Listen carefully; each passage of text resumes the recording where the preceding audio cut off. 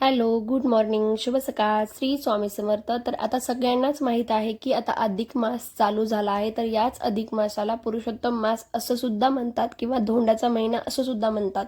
तर अधिक मास म्हणजे नेमकं काय आणि या महिन्यामध्ये आपण काय काय केलं पाहिजे, काय नाही केलं पाहिजे, हा महिना किती दिवसांनी येतो, या महिन्यात आपण काय करावे, आध्यात्मिकचे महत्त्व काय आहे, हे सर्व आज मी तुमच्यासोबत शेअर करणार आहे. तर सगळ्यात अगोदर मी तुम्हाला सांगणार आहे की अधिक मास म्हणजे काय. तर आपलं जे हिंदू पंचांग आहे ते चंद्राच्या गतीनुसार चालते, तर इंग्रजी कॅलेंडर सूर्याच्या गतीनुसार. तर या दोन्ही गणनेमध्ये फरक निर्माण होतो. हा फरक भरून काढण्यासाठी जो अतिरिक्त महिना जोडला जातो त्याला अधिक मास असं म्हणतात. तर एवढं सोपं आहे अधिक मास याला म्हणतात. तर हा नंतरचा आपला प्रश्न, हा किती वर्षांनी येतो? साधारणपणे दर 2 वर्षांनी 8 महिन्याने एकदा हा अधिक मास येतो. याला पुरुषोत्तम मास असं का म्हणतात? तर पौराणिक कथेनुसार हा महिना इतर महिन्यांमध्ये दुर्लक्षित मानला जात होता, तेव्हा भगवान श्री विष्णूने या महिन्याला स्वतःचे नाव दिले, त्यामुळे त्याला पुरुषोत्तम मास असं म्हणतात. तर यामध्ये आध्यात्मिक महत्त्व काय असते? तर या महिन्यामध्ये साधना, जप, ध्यान, पारायण आणि दान धर्मासाठी अत्यंत शुभ मानला जातो हा महिना. या काळात केलेली साधना आणि सत्कर्म अनेक पटीने फलदायी मानली जातात. तर यावेळी आपण काय करायला पाहिजे? तर विष्णू सहस्त्रनामाचं पठण करायला पाहिजे, उपवास, मंदिरांमध्ये जाऊन दर्शन करायला पाहिजे, आपण नामस्मरण करायला पाहिजे देवांचे, गुरुची सेवा करायला पाहिजे, दान धर्म, दीपदान. यावेळी काय करू नये? तर या महिन्यामध्ये शक्यतो लग्न, गृहप्रवेश, पुन्हा मुहूर्ताचे कार्यक्रम, मोठ्या नवीन सुरुवाती अशा छोट्या मोठ्या गोष्टी आपण करायच्या टाळायच्या आहेत. तर दानाचे काय महत्त्व आहे? तर अन्नदान, वस्त्रदान, धार्मिक ग्रंथ आपण दान करू शकतो. दान केल्याने मन शुद्ध होते आणि सकारात्मक ऊर्जा सुद्धा मिळते. महिलांसाठी काय महत्त्व आहे? तर व्रत, जप, पारायण, दान करून घरातील शांतता, सुख आणि आध्यात्मिक वातावरण करण्यासाठी हा काळ उत्तम मानला जातो. तर अधिक मास म्हणजे फक्त अतिरिक्त महिना नाही, तर आत्मशुद्धी, साधना आणि ईश्वराशी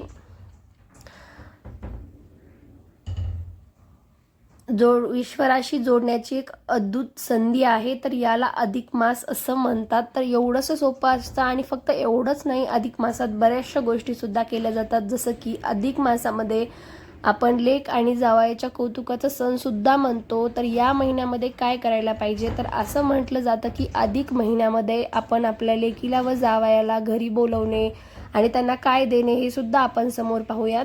तर एवढंच नव्हे, तर अधिक महिन्यामध्ये शिवभक्त सुद्धा शिवची फार उपासना वगैरे करतात आणि या महिन्यामध्ये मी तुम्हाला जसं की म्हटलं त्यानुसार जावयाला आणि लेकीला वाण वगैरे देतात. तर काय असते धोंड्याचे वाण? तर आपल्याकडे मुलीला आणि जावयाला लक्ष्मीनारायणाचा जोडा मानला जातो आणि अधिक मासामध्ये जावयाला दीपदान देण्याचं सुद्धा खूप जास्त महत्त्व आहे.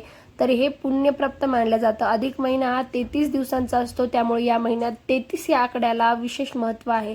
त्यामुळे या महिन्यात जावयाला वाण देताना 33 अनारसे किंवा तळणाचे पदार्थ, भेटवस्तू अर्थात सोन्या चांदीच्या भेटवस्तू या गोष्टी आपण देऊ शकतो. तर दीपदानाचे महत्त्व काय आहे? भगवान विष्णू यांचा आशीर्वाद मिळवण्यासाठी दीपदानाला महत्त्व आहे. धार्मिक मान्यतेनुसार जावयाला निरंजन दिल्यामुळे तुम्हाला लक्ष्मी आणि भगवान विष्णूचे आशीर्वाद मिळतात. तुम्हाला प्रश्न पडला असेल तर चांदीचं का द्यावं? तर लक्ष्मी मातेला चांदी अशी अतिशय प्रिय आहे, त्यामुळे चांदीचं निरंजन द्यावं. जेव्हा तुम्ही चांदीचं निरंजन जावयाला देतात तेव्हा तुमच्यावरील यम, शनी, राहू आणि केतू ग्रहांचे वाईट परिणाम कमी होतात. म्हणून या महिन्यात अनेक जण जावयाला अधिक मासात घरी बोलवतात, त्यांच्यासाठी छान छान खाद्यपदार्थ बनवतात. त्याच्यासोबत 31 अनारसे किंवा कोणी कोणी बताशे सुद्धा देतं. चांदीचं किंवा आपण हवं तर तांब्याचं निरंजन सुद्धा देऊ शकतो. असं काही नाही की ते चांदीचंच असावं. 33 अनारशावर एक, मी जसं की म्हटलं त्यानुसार चांदीचा किंवा तांब्याचा निरंजन लावून आपल्याला औक्षण वगैरे करायचं आहे. तर अशा पद्धतीने आपल्याला जावयाचा आणि लेकीचं औक्षण वगैरे करून पूजा वगैरे करायची आहे आपल्याला. पूजा आणि त्याचा सन्मान. पूजा म्हणलं तर आपल्याला जावया आणि लेकीला घरी बोलवायचं आहे, त्यांचं छान स्वागत करायचं आहे, त्यांना पाटावर वगैरे बसून त्यांना ओवाळून औक्षण वगैरे करायचं आहे. जावयाला श्री विष्णू आणि मुलीला लक्ष्मी रूप मानून त्यांचा आशीर्वाद वगैरे छान घ्यायचा आहे. आणि वाणात काय द्यायचं आहे? वाण भेटवस्तू म्हटलं तर 33 अनारसे द्यायचे आहेत आपल्याला.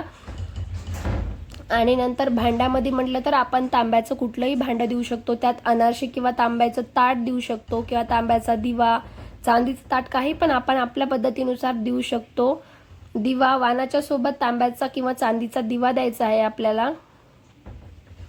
आणि नवीन कपडे वगैरे या छोट्या मोठ्या गोष्टी आपल्याला जावयाला आणि लेकीला करायच्या आहेत. तर असा असतो हा जेवणाच्या बेतामध्ये पंचपक्वान्न जावया आणि मुलीला जेवायला करायचे आहेत. आणि महत्त्वाची गोष्ट ती तर मी विसरतच होते, ते म्हणजे आपल्याला सगळ्यात महत्त्वाचं पुरणाचे धोंडे करायचे आहेत. आणि फक्त जावयाला आणि लेकीलाच नाही, त्याच्या अगोदर आपल्याला पूर्ण आपण ज्या देवदेवतांना मानतो किंवा या महिन्यामध्ये ज्या ज्या देवस्थानी जातो त्या त्या ठिकाणी आपल्याला पुरणाचे धोंडे तिथे देवांना द्यायचे आहेत. तर या महिन्यामध्ये पुरणाच्या धोंड्याला सुद्धा अतिशय, फक्त अनारशालाच नाही तर पुरणाच्या धोंड्याला सुद्धा अतिशय महत्त्व आहे.